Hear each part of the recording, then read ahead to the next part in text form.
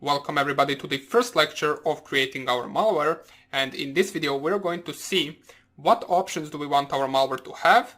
We're going to make a list that we're going to follow throughout this section, and we're also going to include all the necessary libraries that we're going to need for our program. Now keep in mind that in this video I'm only going to explain as much as I can about the C programming, so this is not going to be a C programming course.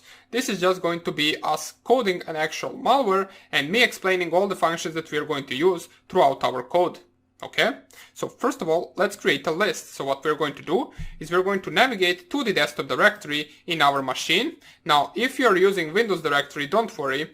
You can code this program in Windows if you like. You can code it anywhere you actually like. But I prefer to code it in Linux environment, so I'm using my Kali Linux machine to perform this. The compilation method for Windows and Linux will be different, but I'm going to show you how you can compile the C program in Linux and make it run in Windows. So our goal is to get an exe file that is going to be an executable in Windows. Okay? So first of all, we're going to navigate to the desktop directory, and right now we're going to create a file which is going to be called malware plan.txt. So right now, what we want our actual program to have is we want to actually make it, the first step, we want to create connection with our server. That is going to be the first step, and we're going to do that inside a main function. So we will have a main function which is going to actually perform the connection to our server. The second thing that we're going to create is we're going to create a shell function which is going to actually listen for the incoming commands from our server and iterate over certain options. So wait for incoming command and iterate over certain options.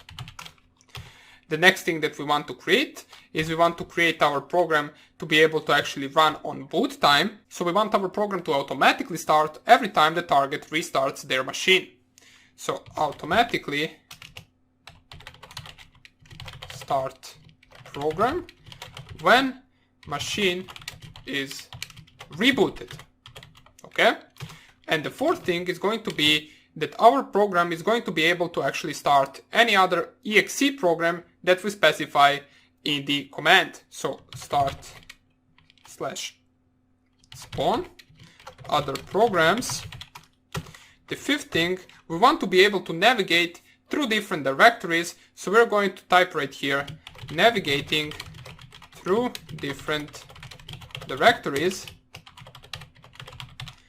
And the sixth thing is going to be implementing keylogger to our backdoor.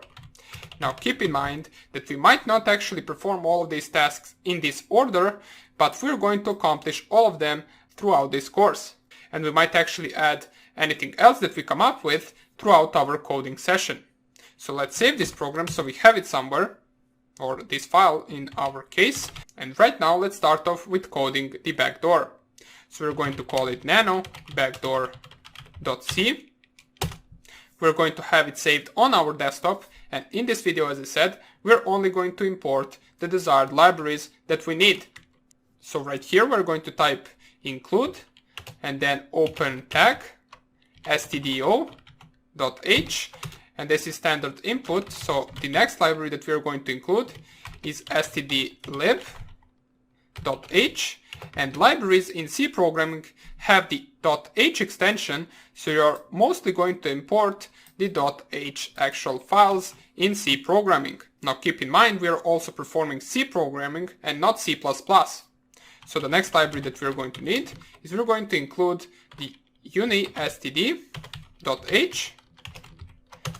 Let's go with the next one. We're going to need the winsock2.h for the socket programming, which we need in order to establish a connection with our server. The fifth library is going to be windows.h, because we're creating a program for Windows and we're going to need certain functions from this actual library. We also are going to need winuser.h, and we're going to need wininet.h. Okay, these are all Windows actual libraries, and we have one more which is going to be Windows X.h, and the others are just some libraries that we're going to need for certain functions, such as for example string.h. We're going to need that library for manipulation with strings in our program. We're going to need two more, which are going to be sys/stat.h, and one more which is going to be sys/types.h. Now, since we don't really want to explain all of these actual functions, what they perform, you can simply just go, for those of you that are not familiar that much with C programming, you can simply just copy some of these actual names and go to the Google Chrome and type the name of the library that you don't know what functions it has. So for example, let's say you don't know what WinUser library is, and you type in winuser.h, and you can simply just click on the first link right here, and you can read everything you want about this library. As we can see, WinUser.h contains the following programming interfaces, and you can see all the different functions that this actual library contains, and we're going to use some of them throughout our program. So this is the best way that you can learn anything that you don't understand in the program. You can simply just Google it, Google a certain function, a certain library, a certain variable type, and read everything about it, and you will understand everything a whole lot better. Okay? So that would be about it for this actual tutorial. We just started off with these certain libraries, and in the next video, we're going to start off by defining a function that we're going to need, and also by starting up our main function. Okay, so we're going to start our main function in the next video. Hope you enjoyed this short tutorial, and I hope I will see you in the next lecture. Bye!